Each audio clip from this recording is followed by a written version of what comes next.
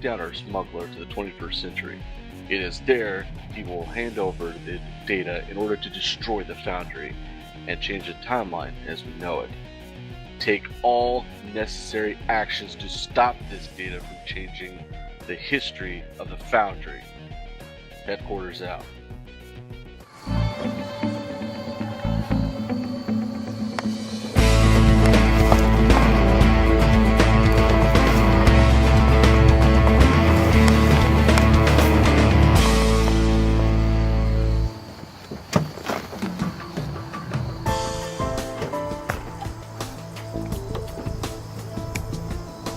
Well, it's about time. Go for goods right here. Excellent. With this, I will destroy Star Trek Online's Foundry.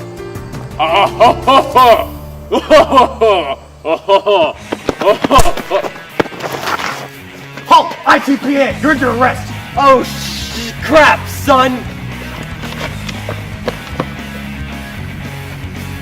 Stop or I'll shoot! Pull the trigger, see what happens. What have you done? Were you?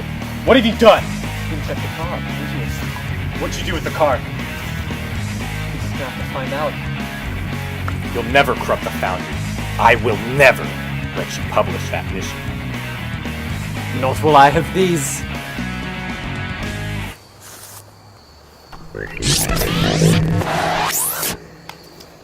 Thank you. You know, when you control time like I do, you can do whatever the hell you want.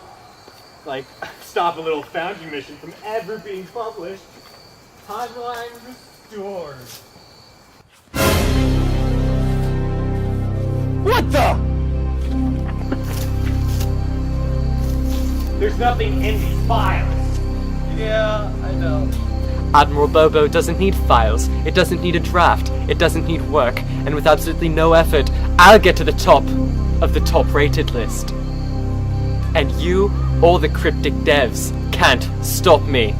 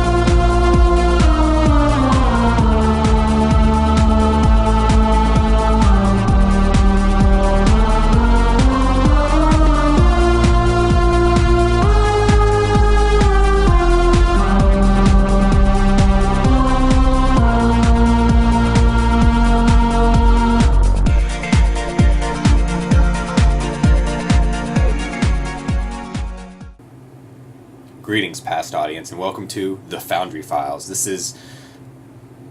I didn't check my calendar. What episode's this, wee-wee? 39. 39, alright. I think we should rename ourselves to the Files in Black. Yeah, exactly. Files in Black. This is a podcast where we talk about the Foundry, which is, at this time, currently still up and running. Right? Yeah, good. I traveled back right in time.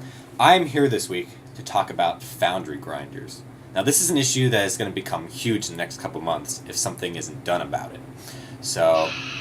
You're a bit late for that. What do you mean I'm a bit late for that? You're about a year too late. What day? Yeah. Oh. Well, what is going on, wee wee? Well, I might as well do the show since I locked past Murphy in the closet over there. Well, we've had a new Foundry series released, which we've, well, talked about, more like, discussed heavily in the past couple of weeks. which is the Purity series, the Purity Federation episode series. And we'll be reviewing part 1 later, and we'll tell you how that went. Let me say, it was rather surprising, at least for me. Yep. And, well, yeah, that's about it, Yeah, really. we got some community feedback at the end. You people predicted, at least some of you did. Some of you, I have some words to say to you about you guys not accepting predictions. And we'll get to that in community feedback when I can talk. But otherwise, let's roll into this news, shall we?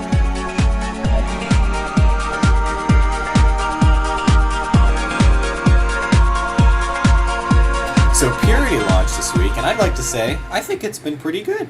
The success, people have been playing it. It's gotten about your average spotlight views and such. People are pumped. I even know some people who don't play Foundry who have gone and played this mission. Hell, I saw somebody retweet, "Oh my god, my first Foundry mission, and I loved it." So that's somebody who's going to keep going and playing Foundry missions. That's the goal of this, honestly, is to get more people. And that's one of the well, it's kind of an issue with me, but it's one of the clever designations of why it's called a feature episode, why it's promoted as that, because it brings people in thinking, right, okay, this is a fan-made version of feature episodes. Let's see how it is. And well, I think that's probably the case. I'm betting those people only played it because they noticed the words feature episode. That could be it too. Maybe. So, because they've probably been thinking about wanting feature episodes for a while now, and thinking, well, this is at least something. Let's see how this mission went, and I think it succeeded, to be honest. Now, there is some complaints I have, which I did try to address over Twitter recently, but I want to do it on the show here because it's easier. Tweets are only 180 characters and had to fit multiple ones. So, but here was my complaint. I want to see what Wee thinks about this. This mission has been greatly spotlighted outside of the game. But when you look into the game and see where it's being spotlighted, how are players who only play this game and check stuff in game going to find this? Because we discussed this on our 1-year anniversary. For Neverwinter, for us, we don't check anything outside of game. We just play the game. So if something is going on and it's not advertised in game, we don't know about it. For the Purity series, this is advertised only by Spotlight. It's not like they're featuring this as, oh, I'll play this featured Foundry series that's going to come out every week or something like that. That's nowhere in the game, which that's like your primary place you want to put it, because I'm going to say, I don't know the numbers of people who go to the website, but I'm going to say a majority of the free-to-play player base does not go to the website often or does not check stuff outside the game. They just log in, play the game, and that's it. And I got a response from Brandon about this where, yeah, it's plugged everywhere outside the game. I'm like, well, in-game. We need this in-game for the people who just are going to check there. And it's like, you can't have an announcement pop up like you did for Season 8 and stuff. I don't know why. This is going to be opinion-based here heavily, but this is way cooler for me than the CE, which is grinding and stuff. I was like, CE, who cares? I know people like it because it's giving tons of rewards, but it's boring as hell. This is so much better. Yeah, the difference is that the CE is a traditional sort of like MMO grind fest. You get heavy rewards at the end at the cost of spending. In this, you're playing a fully fledged story mission, something which, to be honest, this game needs more of. And I think this is probably a little bit of the way there. I think this is probably one of the original intentions, actually, if I think about it, for the Foundry authors and maybe even the devs as well, to actually have players make these kind of missions, promote them in this way, and having them out on a weekly basis. Custom-made feature episode missions, so they don't have to do anything. Yeah, I don't get... I'm going to leave you at this badly. I don't get why it's not like they can't... Well, especially... When's the CE end? Isn't that soon? I think it's the 17th or 18th, I think. Oh, okay, so it's not very soon. 17th is the Thursday. Unless they extend it to the 24th by a week, which they have done last time, then that was when it ended. Yeah, I mean, I'm somebody who would rather see this as on the journal than the CE. Or even, why can't there be even a separate tab to plug this? Hell, even in the Foundry stuff. Like, this is the analogy I right now love for the Foundry, is in Stowe, it's the kid at the party who's in the back corner hanging out by himself, while all the other cool features, like STFs and stuff, are in the front, blown into the player's face, just like, hey, come to us, we want to play. It's that stuff. Foundry's kind of in the back, just kind of like, hey, you want to come hang out? No? Okay. You can kind of ignore it at this party. why can't we just get it up in front when we have this awesome feature episode here? Like, this is so cool. This is awesome. This is fun. I could see a lot of the community really loving it and getting past the mindset of, oh, Foundry's just fanfic that kind of sucks. This beats like the Davidian series, in my opinion, at least this part one. This got me hooked way more than the Davidian series did. And you know how many people played the Davidian series and probably liked it? I'd say a good deal of the player base. So, I don't know why, when Perfect World talks up the Foundry, that's the reason they bought Cryptic, why this isn't being spotlighted more. But that's a whole different conversation in itself. But anyway, hopefully this does get some spotlight in the game. Otherwise, recently, we had another tweet from our man, Captain Gecko, who's been like that dude Foundry lovers, Foundry players are going, "We love you, Gecko! Keep on showering us with information!" Because this was his tweet, guys. In a Foundry meeting with Neverwinter guys, prioritizing Foundry features to port to Stowe over the next 6 months or so. So, boom, this was just discussed. This is most likely going to happen. I mean, I could be really negative and say they're just lying or this isn't going to happen, someone's going to push it off, but I'm not going to be. This is something I think is going to happen, especially because we were kind of predicting nothing this year is going to happen, maybe early next year or towards the summer. This kind of fits in with that, whereas it's going to be early next year. So, I'm happy to see this. I don't know how you feel, Louis. How do you feel? You happy to see some Foundry updates coming? Well, yes, I would be that in itself, but the actual tweet itself is somewhat vague. It's that kind of thing. He does say over the next 6 months, so we could see it potentially even in season 8. Maybe a couple of features because it does say over the next 6 months. And well, it does say prioritizing Foundry features, but part of the discussion would be, should the Foundry be as much of a priority as some of the features of Season 8, for example? Or like maybe an anniversary mission where we'll have maybe a new ship, or some other new mission. You really want a new ship, wee? Like really? That's what I'm getting at. I'm getting at, like, this is probably what realistically they're planning. Yeah. So stuff for Season 8 and maybe another mission, maybe another ship release for the 4th year anniversary. And at the same time, we're probably going to just maybe leak a few Foundry features in the meantime. Yeah. And depending on how the prioritization is up in the tally, you could either expect or not expect too many things from it. Yeah, I don't see this being like Season 9. This is not a guarantee. Feature of the Foundry. This is just hope. Yeah. And as a Cleon player, I know exactly how that feels.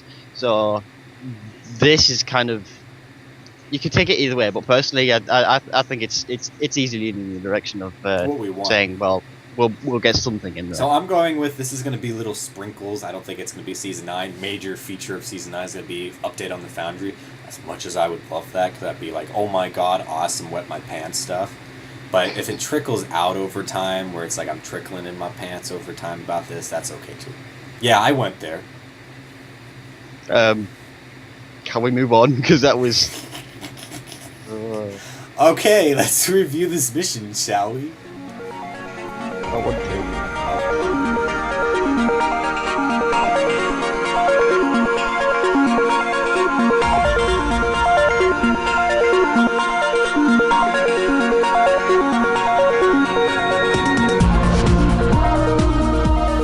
And on to the review of this week. Now, Purity 1 of Denial. The feature episode series. Well, okay, Federation episode series. I slipped up there. He's coming to terms with it. We've got him! We've got him now! But yeah, we're going to review the, I think it's, what was it, 5 or 6 part series over the next few weeks? Yeah. Six parts. So we're going to go through October and 1 or 2 weeks into November, depending on how it is. So, well, part 1, as of this recording, it has 1,344 players. Pretty good for a week. And a star rating of 4.49. Now, we mentioned it earlier in the week. It had like 1,154 or something. Yeah. So in the 190 players between then, which was about, what was it, like Tuesday or like Thursday, or then this time we're recording now, a Sunday, it's lowered by 0.08 in star rating. So it's definitely got a few more reviews, and at the same time it's lowered it, but you can kind of expect that. That's usual always business. Goes to 4, so. Yeah. Well, let's start with a bit of story, shall we? Let's see how this goes. These are the best Foundry authors out there, supposedly. does their story credentials hold up? I guess that's what we'll find out with this part 1.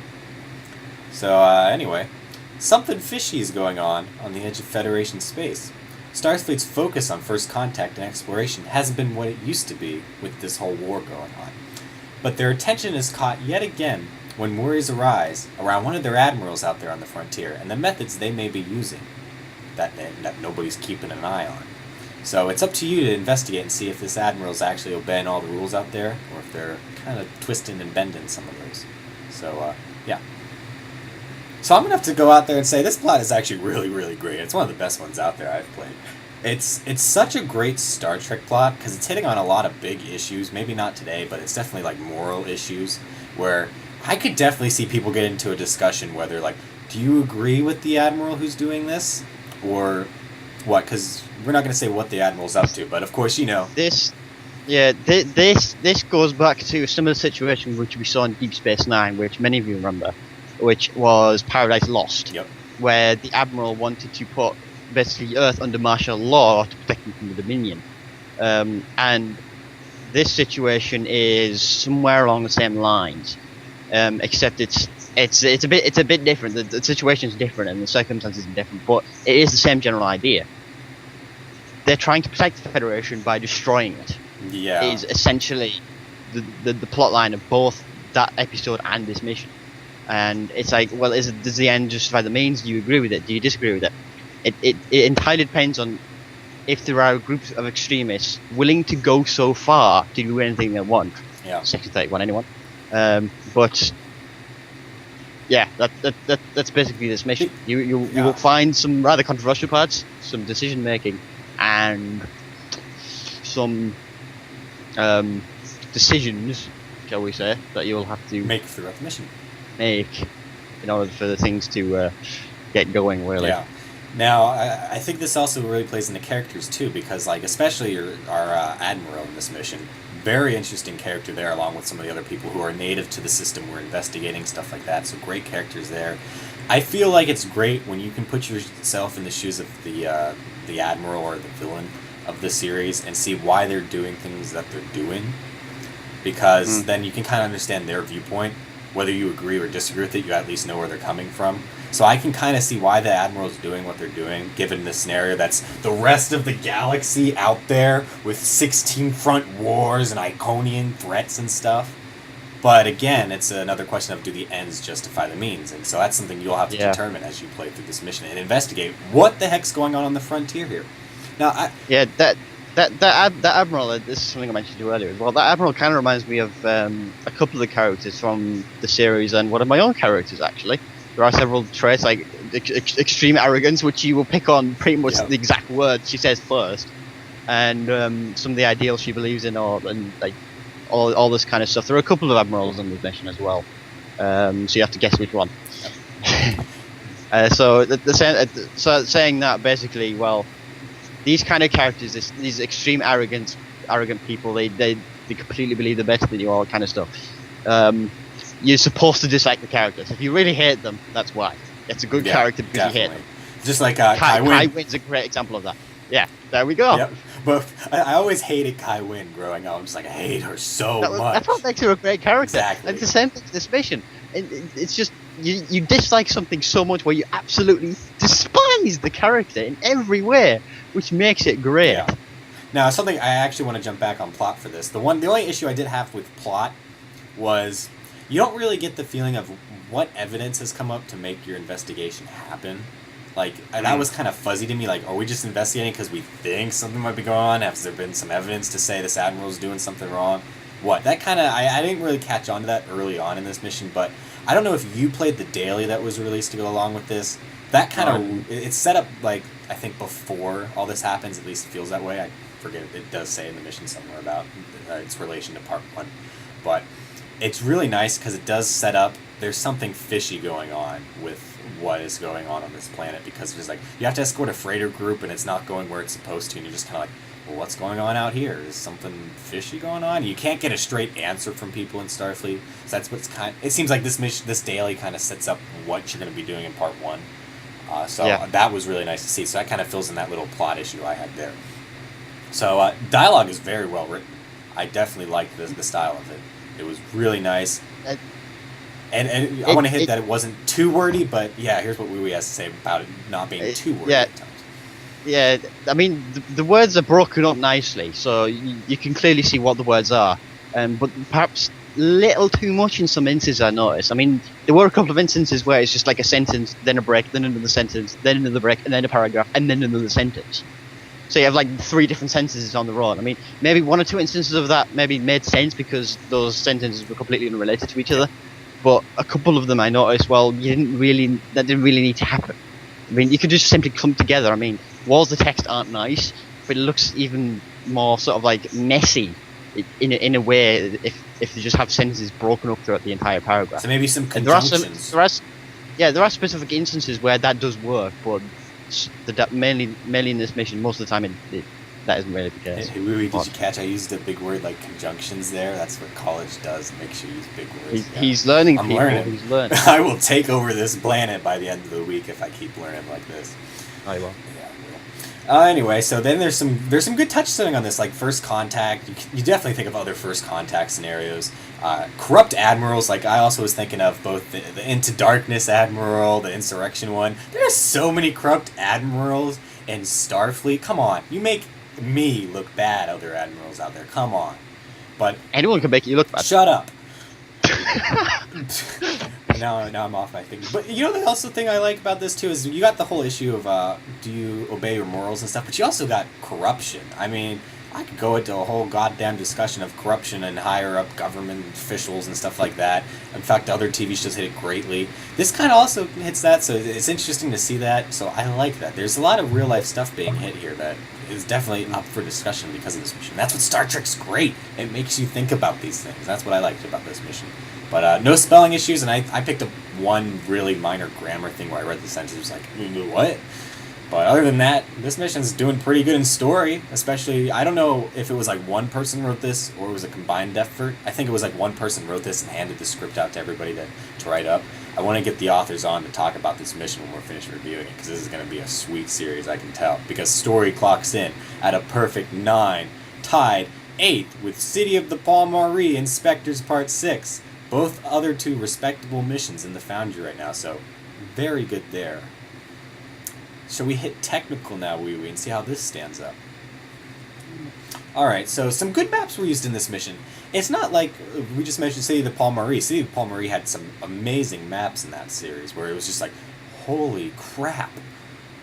There was some, I did have a moment kind of like that, but a lot of this is pre-made. Especially, like, I know you go on a bridge at a point, there's not really any customization there, so it's just kind of like, oh, okay, I've seen this before.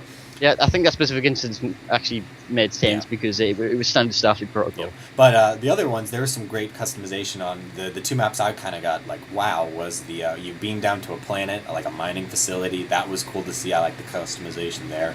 And then you go into a building. It's like the headquarters of the planet or something like that. That was some great customization there where it was kind of like, ooh, they took the time to really build this map, because I think the flooring, the walling's all built, steps were built. That was cool to see. It's multi-level too, if you think about it. So yeah, that's really cool to see. We don't see a lot of, I think the only one I've ever seen like multi-maps levels on is something like Mains of Balnor Moon. And there was probably, there was another mission out there, I forget the title, that did this, where it's multi-level customization, and that's really cool to see, because it's really hard to pull off. Yeah, I can't remember the mission. Yeah, I know we've played it, but I forget which one it was.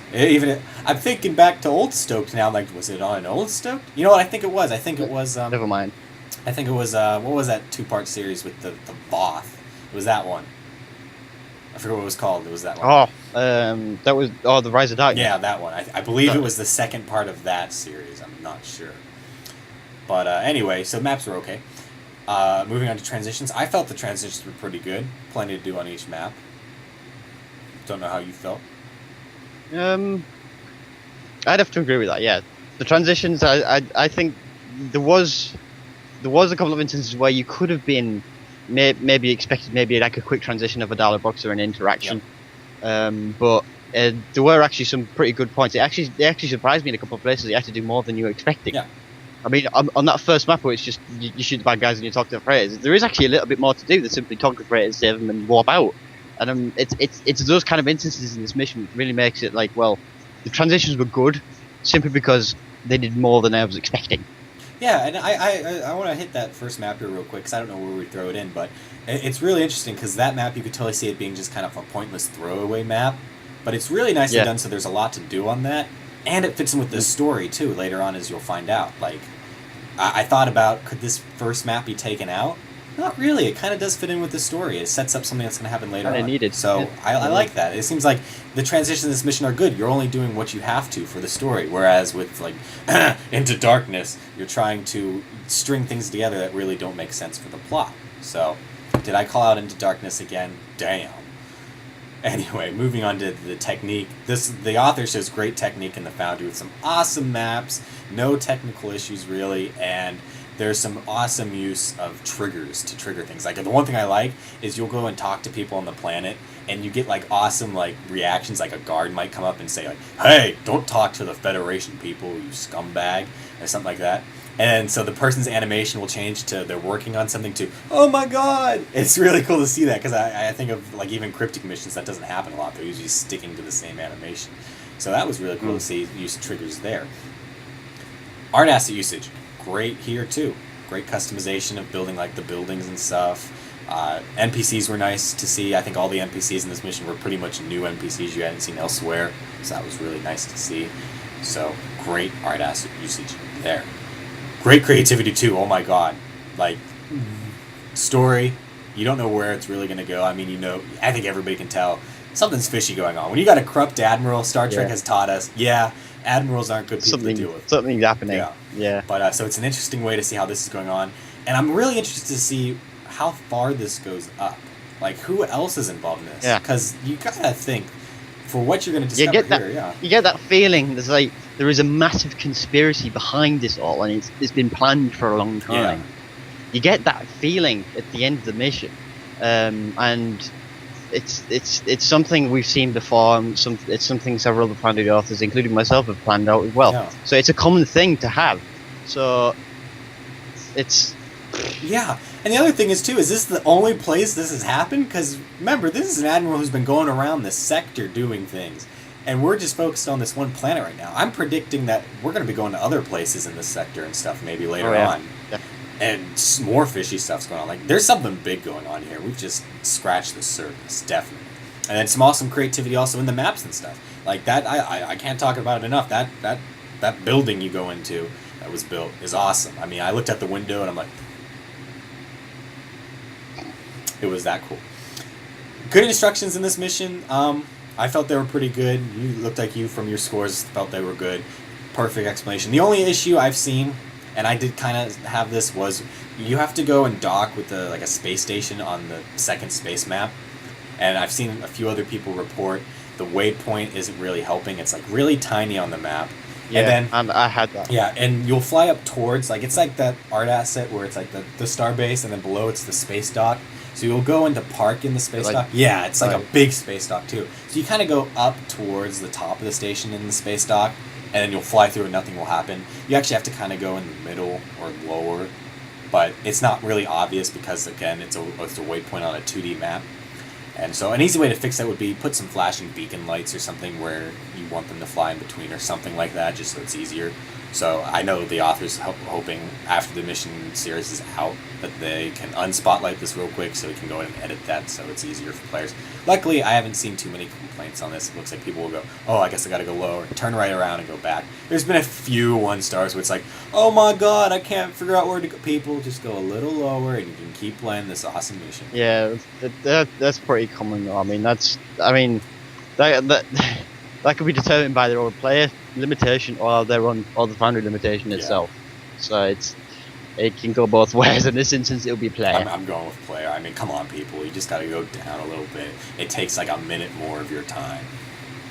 Yeah. But anyway, the only real Foundry limitation, there's like nothing when I played this mission, I'm like, oh, this is really limiting because of the Foundry until we kind of discussed it. The only real limitation here is you don't really have branching objectives, and I feel this mission would be a lot better if you could have branching objectives. Okay.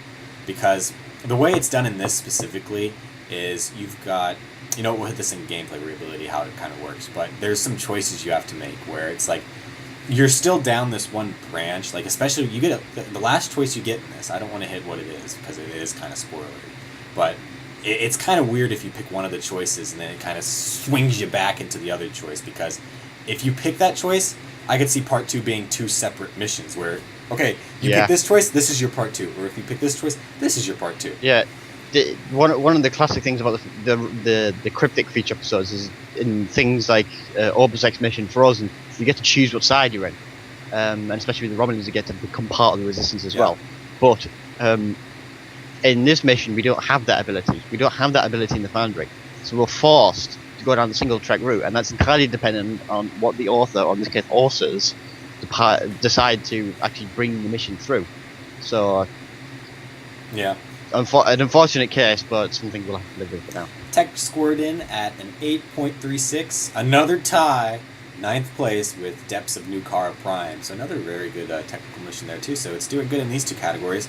I guess we might as well hit gameplay. Let's see what gameplay's stacking up for us here with our game master, Dr.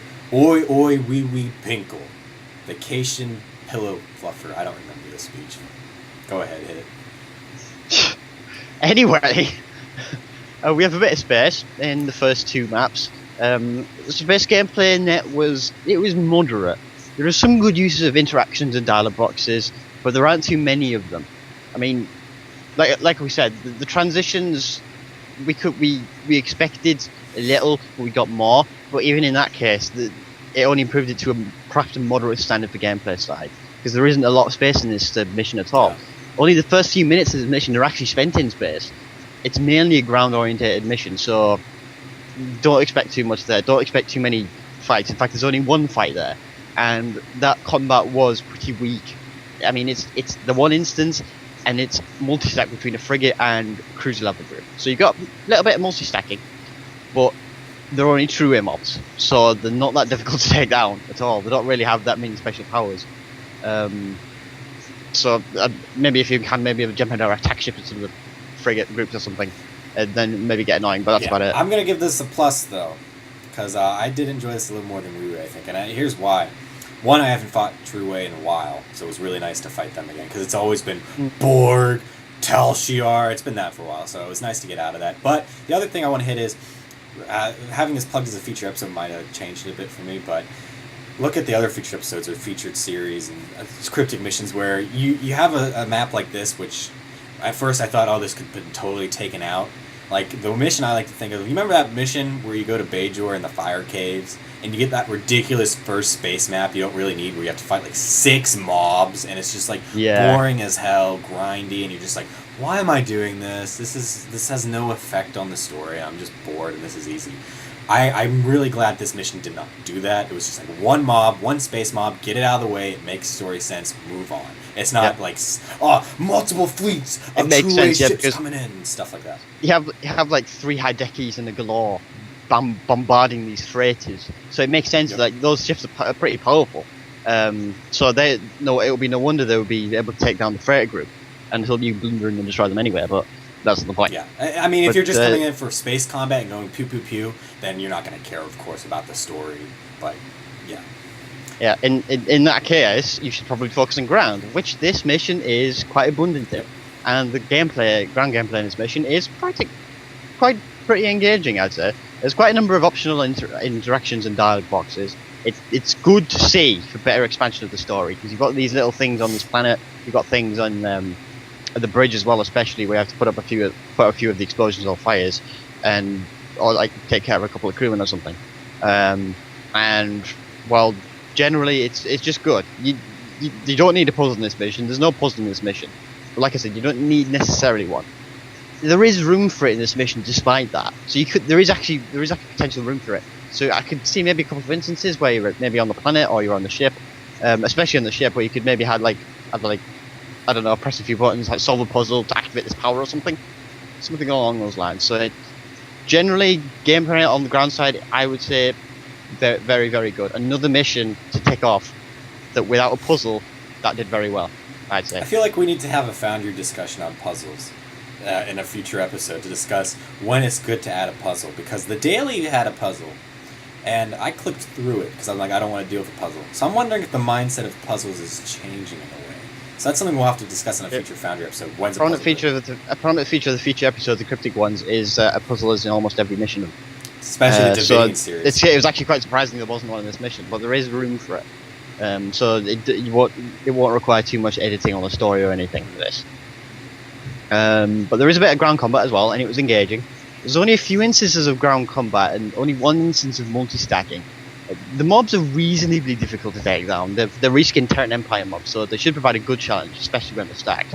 And that the whole reason why the reskin is tied into the story. But generally on their own, there's like one instance where it's purposely put as an ensign group for story reasons, or there's like two instances of like lieutenant commander groups spawning on top of each other, which you have to take down. Which I barely survived, but I took down anyway. Yeah, same here. It puts you on your feet. You got to be like, oh crap. Yeah.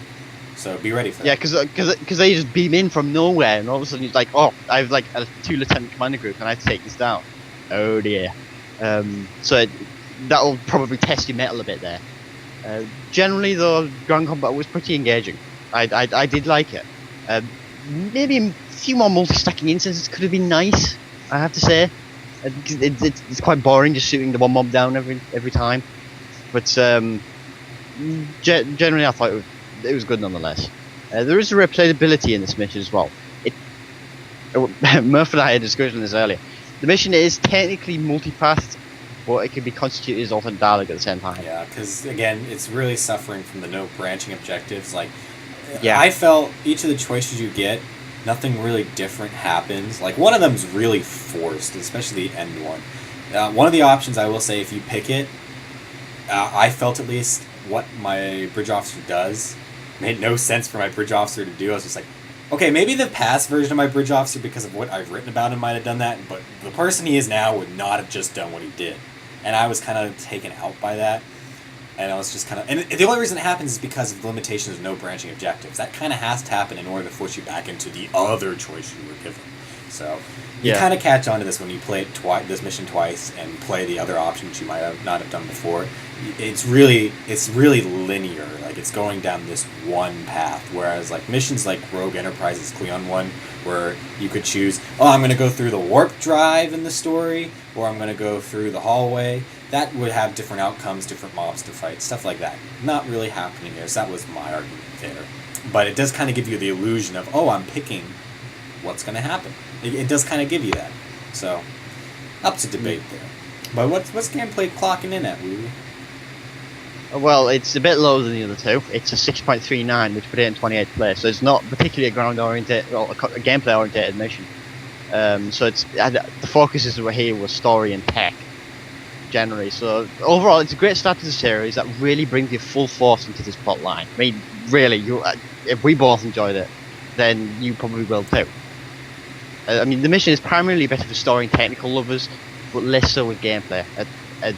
That's saying. So, if you came here to shoot stuff, do it at the mission. I'm hoping... Quite frankly. I'm hoping there's a mission later on where it's not grindy, but it's definitely for shooting stuff.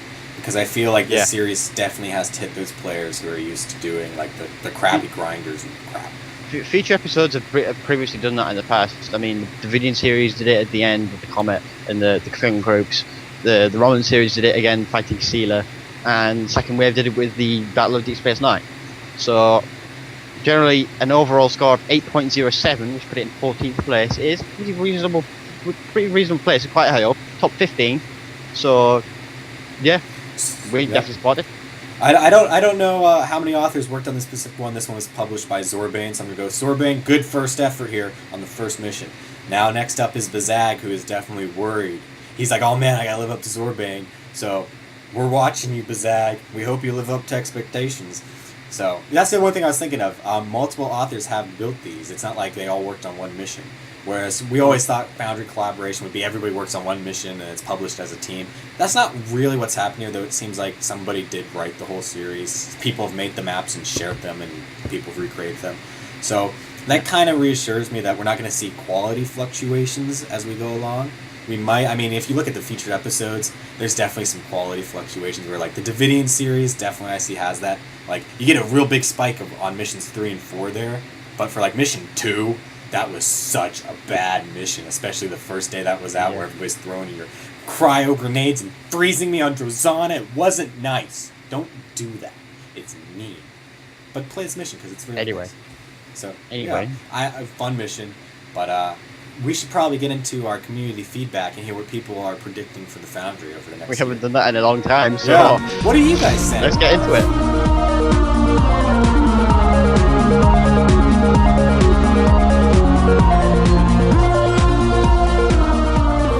What's that, Louie? I think we've got some feedback coming our way over the communications array. I was going to try to do something techno-babbly there. It did not work. I'm deeply sorry. You would not make a good communications officer. No, not at all. Hoshi, Mirror Hoshi, on the other hand, great communications officer. I think she definitely has the assets and the skills to be the best communications officer. Emphasize the three ever. first letters. Yeah. Anyway, so our question to you guys was, we spent all of last episode going over the Foundry history leading up to what we thought was going to happen based off that Foundry history. So we threw out our predictions there.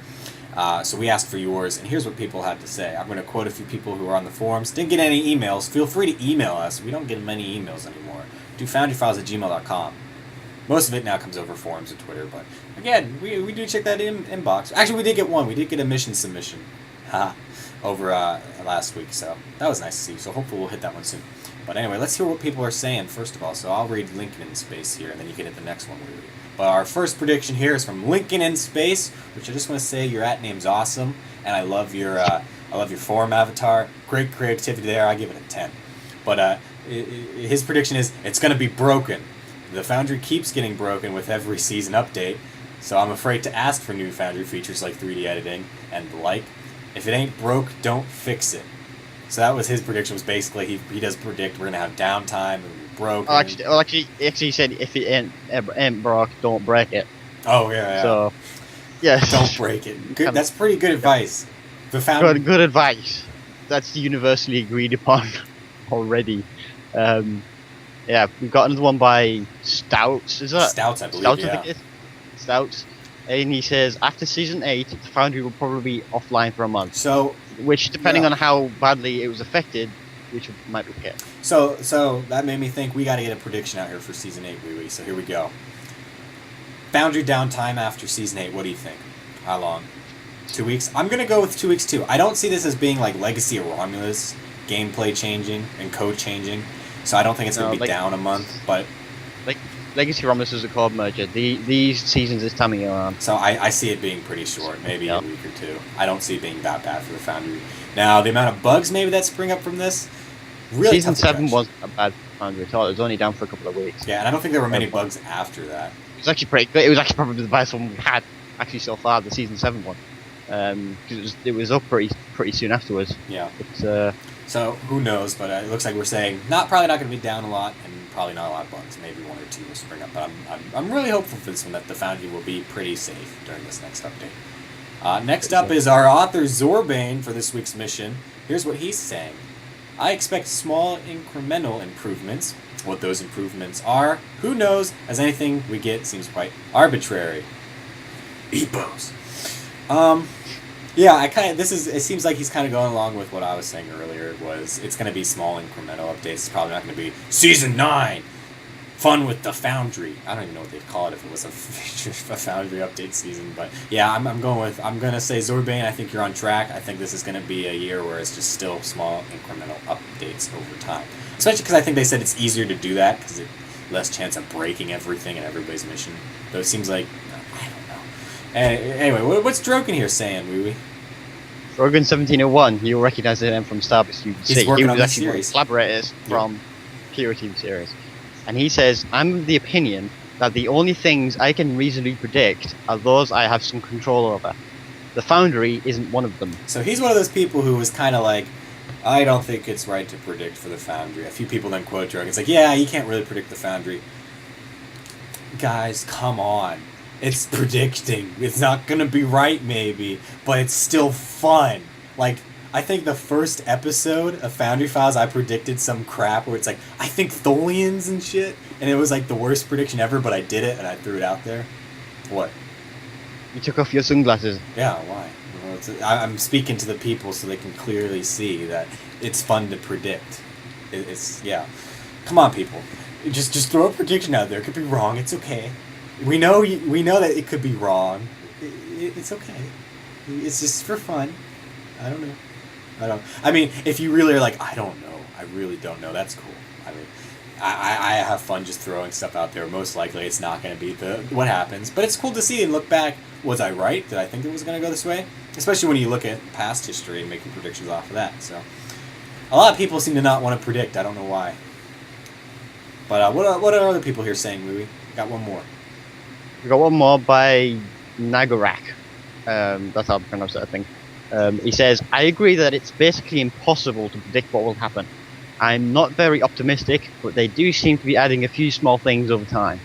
So he's basically saying what Murphy's just said there. They seem to be adding a few little trickly things over a period of time. And, well, added to that, he's saying, well, it's impossible to predict what will happen. Because unless you're future Murphy here, then you don't know the future. Interesting thing is, he made this prediction before Gecko's latest tweet. I don't know if his prediction would have changed based off of that. I mean, I've been really not optimistic recently about the Foundry. Gecko's tweet kind of re-energized me on it because I'm like, okay, finally. Gecko, who is usually being pretty honest, I think. I don't think he's blatantly lying, but they're not going to do Foundry updates. I actually think generally they had a Foundry meeting, even if there's not pictures to prove it. They had a Foundry meeting and discussed it, and now something's going to happen over the course of time. When once Season 8's out, now they're working on something new. So I'm optimistic that it's not going to be these little Epos and Hordas that are going to get added in Foundry. I think it's going to be new features, hopefully Jupiter jackets and a full new character creator, stuff like that. Hopefully that. Maybe we should do an episode where we say what we expect in these updates. You know what? Yeah, but if we were to sum up these 5 quarters we've said so far, the general opinion is, I'm not expecting much, we can't predict the future, and we'd prefer it if the Foundry is not offline for too long. Yeah. I mean, is essentially what's being said by everybody. Some people in this podcast can easily predict the future, but others can't. But you know what? I'm going to throw this out there. Community feedback. If you're watching the show, email us, leave a comment. What do you expect from these season updates? What are you thinking? And we'll read it out on air. We'll see what people are thinking, what they expect to be in these season updates. So hopefully Cryptic can make sure those are in. I'm just saying, I want a fully fleshed out character creator, Romulan missions, and what was the other one? Better search, Foundry search. Foundry search is like a definite must-have, I think, for whatever they're going to do with the with the tag system, all that. I want character creator imports back as well. That needs to be back. It's a pain to put everything back, but thank God I put everything in before Legacy Omens hits. But never mind. You know, I thought about this because I know some of the authors for the Purity series were like, oh man, we had to work on this series without the character import. So they had to like remake all the characters for each series if another author's work. I feel sorry for them. I mean that could have been made a lot easier with that still in. But yeah. Anyway, you can if you're on the go, maybe you're time traveling to the future or the past or something like that, and you're just like, man, time travel's taking too long these days. I want to listen to Foundry Files on the go. Well, we're on iTunes. You can just go over right there. You can go over to iTunes, download episodes there. It's under Stoked Radio right now, but there hasn't been a lot of Stoked Radio up there recently, so I don't know what's going on. Hopefully they get up there too. You can listen to both, though, once those get up, both shows. Stoked Radio is great for if you want your general Star Trek news, because here we just focus on Foundry, but Stoked Radio is great because they're going to focus on anything Star Trek, basically. I mean, on the last episode they shot this week, they were talking a lot about like Star Trek Renegades and stuff like that, which is cool. I can't wait to see that. It's going to be awesome. But if you catch us on like YouTube, which is where the video version is, the iTunes is just audio. YouTube's where the video is, so you can see our awesome sunglasses and stuff. If you go over there, and you haven't subscribed yet, we're at like 95 subscribers last I checked. 5 more and we hit 100, so I'm asking you, if you are watching this and you have not subscribed yet, and you have a YouTube account, go and subscribe. I want to hit 100. That's going to be awesome. Triple digits. He's insisting, people. Yeah. Don't listen to him. Listen to me. I have the power to time travel, and I can make things happen. Bad things. I'm like one of those renegade time agents. I can do whatever the hell I want. Also, if you don't have a YouTube account, you better make one. Because if you don't make one and subscribe, I will hunt you down. You Bobo mission collaborators. Whoa, that was weird. Anyway, you can also email us, foundryfiles@gmail.com, and that's where you can send us your mission requests for review, especially if you'd like to get in on Cleon Month. Kapla! Kapla. Yeah, it's either going to be in November, December, something like that. After Purity's done sometime, we're going to do a whole month dedicated to reviewing Cleon missions because we haven't got a lot of Cleon missions, and Cleon missions are quite hard to find, especially according to the statistics So, from CryptFact. really, please send them in because it's going to take a year for us to find a good one Without in your that help. list. Yeah. So we've got a few. So- I'm hoping we can check them out, make sure there are going to be some great ones. I trust the community out there. I think definitely it's going to be some great ones to check out during Cleon month. So that proves to be fun. Now, seeing as I came to the wrong time period to stop the grinders, I guess I better go and deal with that. So I'll leave you to past Murphy next week. But you know what? We can stick here. I take it that means you don't want to join the ITPA and hunt down temporal criminals? Don't let me wear sunglasses indoors when it's cloudy again. Actually, the sun's come out. Cryptic, I have failed in my mission to stop the creation of Admiral Bobo, but not all hope is lost. It is up to you now, Cryptic Studios. If there is one sign the Cryptic devs can make that would be unmistakable, that would advance dramatically the cause of storytelling and creativity, Cryptic, if you seek a good Foundry, if you seek prosperity for Cryptic Studios and the Foundry toolset, if you seek a Foundry free of grinders and exploit missions, come here to this mission, Cryptic Studios. Open this Foundry, Cryptic. Cryptic, tear down Admiral Bobo.